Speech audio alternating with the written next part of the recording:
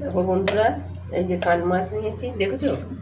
এই যে কান মাছ নিয়েছি, আর এই বেগুন নিয়েছি, আর এই এক পিস আলু কাটা ছিল সেটাও নিয়ে নিয়েছি।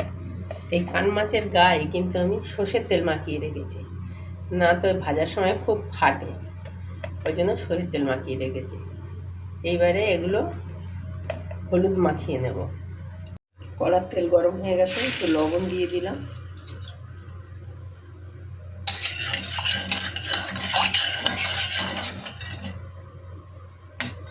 মাছগুলো হলুদ লবণ মাখিয়ে নিয়েছি। এবারে কড়াই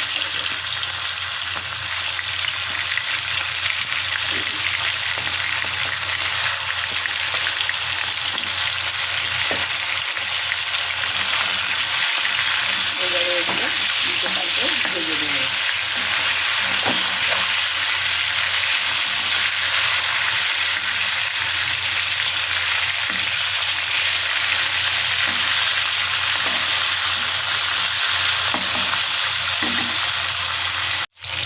দেখো বন্ধুরা, এই মাছ ভাজা হয়ে গেছে।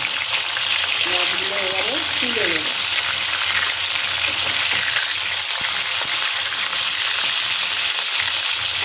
মাছগুলো এবারে আমি তুলে নিচ্ছি।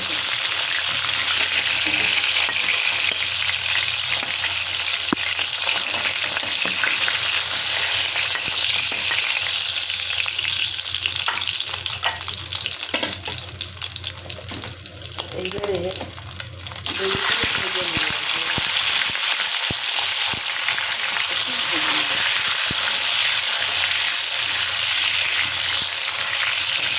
বেগুনগুলো একটু ভালো করে ভেজে নেব।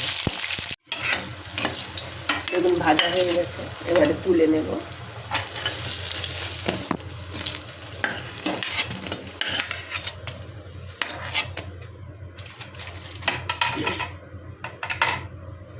কড়া পানি দিলাম।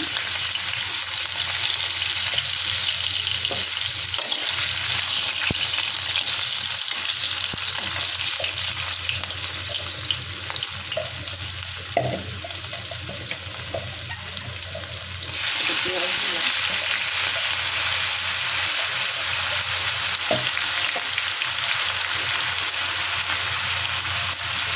লবণ দিলাম, হলুদ দিলাম, লঙ্কা দিলাম।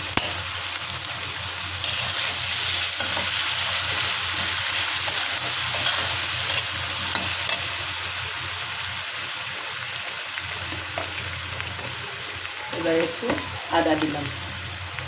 এবারে নাড়াচাড়া করবো। জল দিয়ে দিলাম।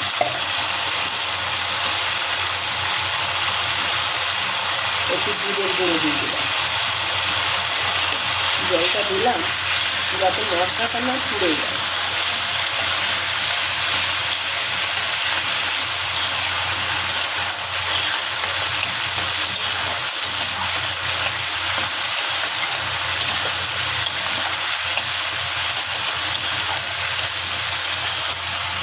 মশলা বেশি হয়ে গেছে, মশলার থেকে তেল বেরিয়ে গেছে। এইবারে আমি ভাজা হয়ে গেছে যেহেতু, এতে ফুটানো জল দিয়ে দিই।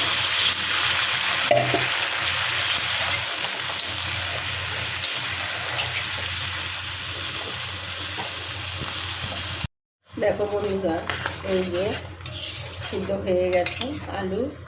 এইবারে আমি এর মধ্যে মাছ আর বেগুনটা দিয়ে দিলাম। এখনকার যে ধনে পাতা, এগুলো খুব শক্ত, এই আগেই দিয়ে দিতে হচ্ছে। এই যে ধনে পাতা দিয়ে দিলাম।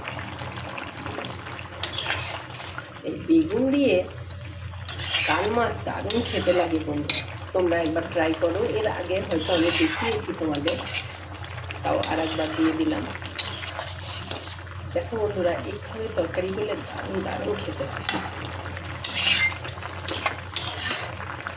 আরেকটু ঝোল করবো।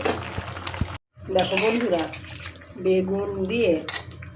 বেগুন আলু দিয়ে কান মাছের ঝোল, মাখা মাখা ঝোল হয়ে গেছে। এবারে আমি গ্যাস অফ করব।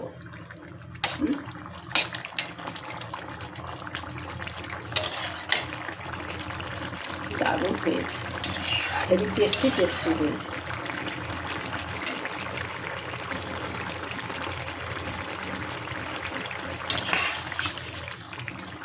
এবার আমি গ্যাস অফ করলাম।